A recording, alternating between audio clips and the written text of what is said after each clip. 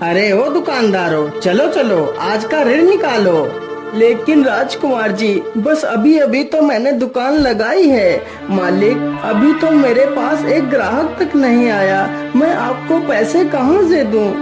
अच्छा, मुझे बेवकूफ समझता है, मुझसे चालाकी करता है, सीधी तरह पैसे निकालता है या फिर तेरा सारा सामान नष्ट कर दूं? मालिक, मुझ पर दया कीजिए, मैं अभी आपको कुछ देर में ही पैसे दे दूंगा। बेचारा किसान गिड़गिड़ाता रहता है, लेकिन राजकुमार को उस पर जरा सा भी तरस नहीं आता और उसका सारा सामान नष्ट कर देता है।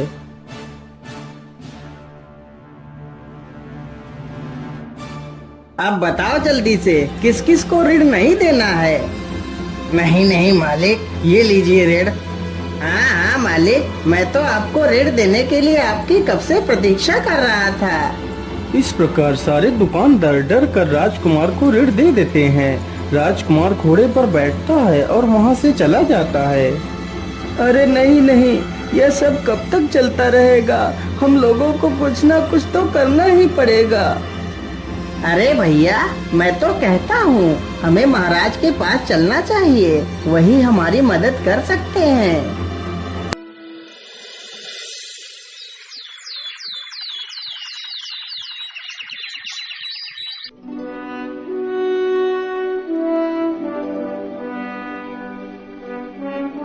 बोलिए गाँव वालों, आप लोगों को क्या तकलीफ है और आप लोग इतना परेशान क्यों दिखाई दे रहे हैं? महाराज, हम सभी लोग रोज बाजार में अपनी दुकानें लगाते हैं। इस प्रकार सारे गांव वाले पूरी कहानी राजा को सुना देते हैं।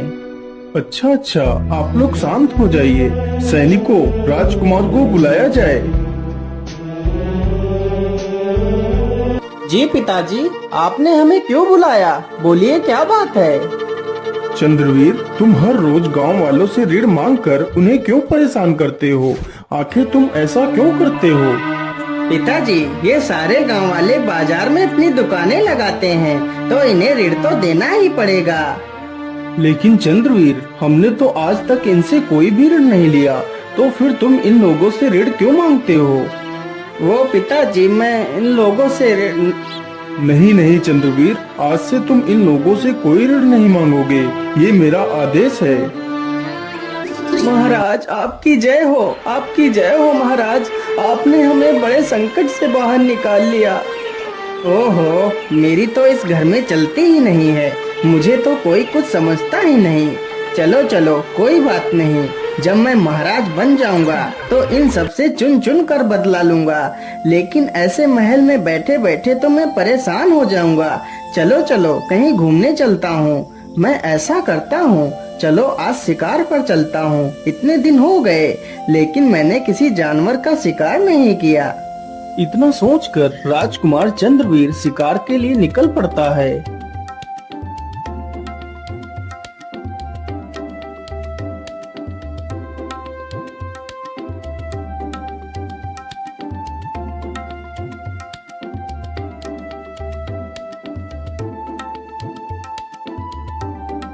क्या करूं, आज तो शिकार कहीं दिखाई नहीं दे रहा है। मुझे लगता है आज मुझे यहाँ से भी निराश होकर ही लौटना पड़ेगा। चलो चलो, अब घर वापस लौट चलता हूँ। ये सारी बातें सोचकर राजकुमार जंगल से वापस लौटने लगता है।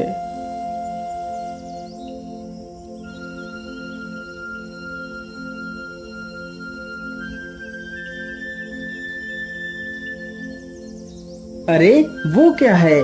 मुझे लगता है वह तो कोई हिरन है। हाँ हाँ, वह हिरन ही है। चलो चलो, जल्दी से इसका शिकार करता हूँ। राजकुमार जैसे ही हिरन के नजदीक पहुँचता है तो वह हिरन वहाँ से भाग पड़ता है। हिरन के पीछे भागते भागते राजकुमार हिरन के ऊपर निशाना लगा देता है और कुछ ही देर में राजकुमार हिरन के ऊपर तीर चला देता है। तीर सीधा हिरन को जा लगता है। हे राम, इस दुष्ट ने मुझे मार डाला। हे प्रभु, मेरी सहायता करो। अरे राम राम राम, ये क्या हो गया? ये तो हिरन के वेश में एक साधु था। हे दुष्ट इंसान, तुमने मुझे क्यों मारा? मैंने तुम्हारा क्या बिगाड़ा था? लेकिन बाबा, मैंने आपको एक हिरन समझकर आपके ऊपर तीर चलाया था। अरे दुष्ट, तू इन मासूमों को क्यों मारता है? आखिर इन बेजुबानों ने तेरा क्या बिगाड़ा है? इन्हें भी दर्द होता है, तकलीफ होती है। तू अपने मनोरंजन के लिए इन बेजुबानों को मारता है। जा, मैं तुझे श्राप देता हूँ, तू भी एक बंदर बन जाएगा। जब तू खुद एक जानवर बनेगा तब तुझे इन जानवरों का दर्द समझ आएगा। बाबा, मुझे क्षमा कर दीजिए बाबा, मुझसे बहुत बड़ी भूल हो गई बाबा। मैं अपने अहंकार में चूर होकर इन मासूमों पर जुल्म ढाता रहा। बाबा, मैंने बहुत सारे पाप किए हैं, पर मुझे क्षमा कर दीजिए बाबा। मैं आज के बाद कोई गलत कार्य नहीं करूँगा, मुझे ये श्राप मत दीजिए। साधु को उसके ये वचन सुनकर उस पर दया आ जाती है। बेटा, मैं अपना श्राप वापस नहीं ले सकता, लेकिन जब कोई कन्या तुम्हें इसी बंदर रूप में स्वीकार कर तुमसे विवाह करेगी तो तुम्हारा यह श्राप टूट जाएगा और तुम अपने वास्तविक रूप में आ जाओगे। इतना कहकर वह साधु अपने प्राण त्याग देता है।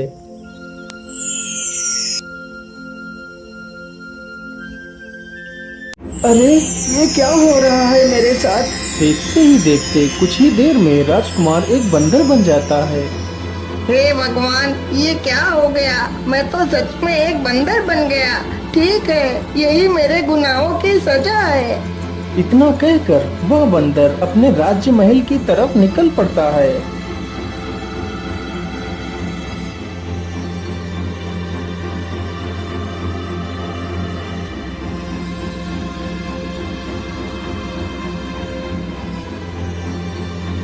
अरे अरे, ये बंदर इधर ही क्यों चला रहा है? अरे भाई, तो इसमें इतना परेशान होने की क्या जरूरत है? आने दो, इसे आने दो। अभी इसके पिछवाड़े पर 4-5 डंडे मारेंगे तो खुद ब खुद यहाँ से भाग जाएगा। अरे ओ मूर्ख बंदर, तू मुंह उठाकर यहाँ कहाँ चला आ रहा है? चल भाग यहाँ से। अरे सैनिक भाई, मैं राजकुमार हूँ, मैं कोई बंदर नहीं हूँ, मुझे अंदर जाने दीजिए। अच्छा, तो एक बंदर हमारा राजकुमार बनेगा? अच्छा ठीक है, मैं एक पल के लिए तुझे अपना राजकुमार मान लूं, लेकिन हमारे उस दुष्ट राजकुमार ने तो हमें कभी भाई नहीं बोला और तू मुझे भाई बोल रहा है। अरे सैनिक भाई, अब मैं बदल चुका हूँ, मैं पहले जैसा नहीं रहा।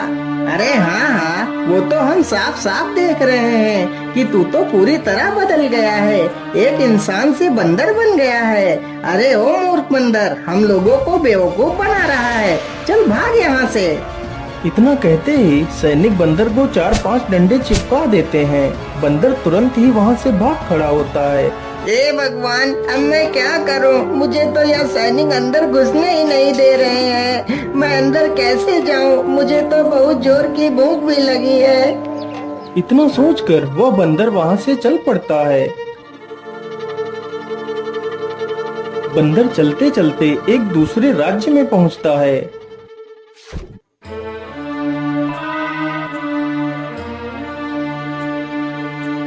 अरे, खाना तो मिल गया, चलो चलो जल्दी से ये खाना खा लेता हूँ।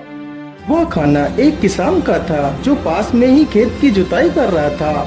बंदर जैसे ही अपना हाथ आगे बढ़ाता है तभी किसान अपना डंडा आगे बढ़ा देता है।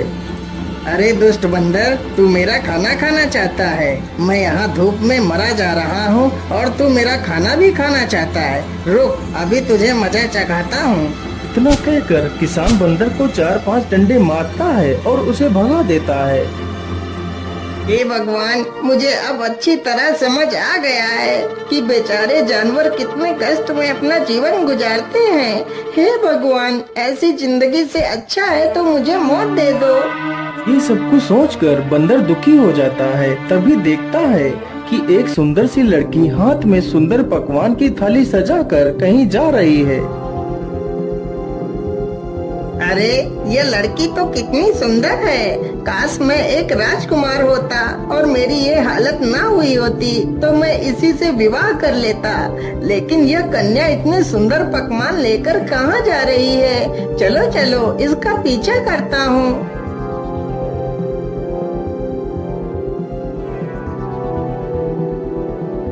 राजकुमारी खाने की थाली को ले जाकर एक गुफा के पास रख देती है और चुपचाप वहाँ से चली जाती है। अरे वाह वाह, यह लड़की तो कितनी महान है जो जानवरों के लिए खाना रखकर चली जाती है। और एक मैं था जो खुद जानवरों को ही खा जाता था। लेकिन अब ये सब सोचकर क्या फायदा। चलो जल्दी से खाना खा लेता हूँ। मुझे तो ये खाना देखकर रहा ही नहीं जा रहा। इतना सोचकर बंदर तुरंत जाता है और पूरी थाली को चट कर जाता है। जो खाना बंदर खा गया था वह खाना एक डायन के लिए रखा गया था। राजकुमारी रोज उस डायन के लिए खाना गुफा के पास रखकर चली जाती थी। डायन की यह शर्त थी, जिस दिन डायन के लिए खाना नहीं रखा गया तो वह डायन उस राजकुमारी को खा जाएगी।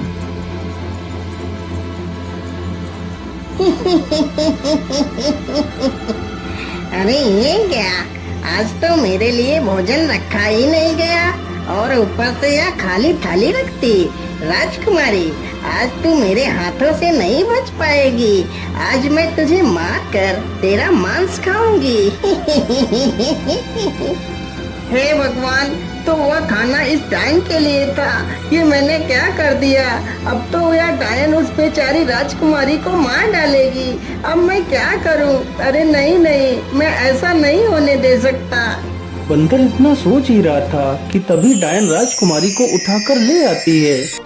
अरे राम राम राम, यह डायन तो सच में राजकुमारी को उठाकर ले आई है। चलो चलो, मैं भी इसके पीछे पीछे गुफा में घुस जाता हूँ।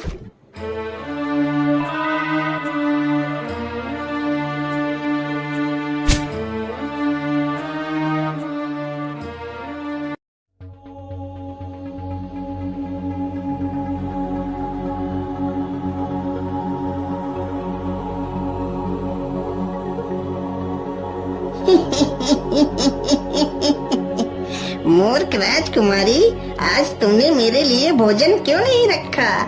अरे आप ये क्या कह रही हैं? मैंने तो आपके लिए खाना रखा था। अच्छा, तो तू मुझे मूर्ख बना रही है। आज मैं तुझे मार कर तेरा मांस खाऊंगी। अरे बाप रे बाप, यह डायन तो राजकुमारी को मार ही डालेगी। मुझे कुछ ना कुछ तो करना ही होगा। तभी बंदर को एक मजबूत डंडा दिखाई पड़ता है। बंदर तुरंत उस डंडे को उठाता है और पीछे से जाकर डायन के सिर पर जोर से मारता है। इतना कहकर डायन वहीं पर गिरकर बेहोश हो जाती है। बंदर जल्दी से राजकुमारी का पिंजरा खोल देता है और जल्दी से दोनों गुफा से बाहर की ओर निकलने लगते हैं।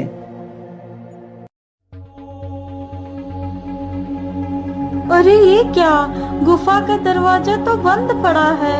अब हम बाहर कैसे निकलेंगे? बंदर तुरंत ही पास में पड़े एक पत्थर को उठाकर दरवाजे पर फेंक कर मारता है।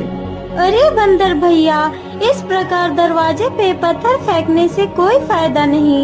ये दरवाजा ऐसे नहीं खुलने वाला। लेकिन तुम कौन हो और तुम इस गुफा में क्या कर रही हो। मेरा नाम मिठभोली है। मैं इस गुफा में उस डायन को मारने आई थी, लेकिन उस ताकतवर डायन को मैं मार ना पाई।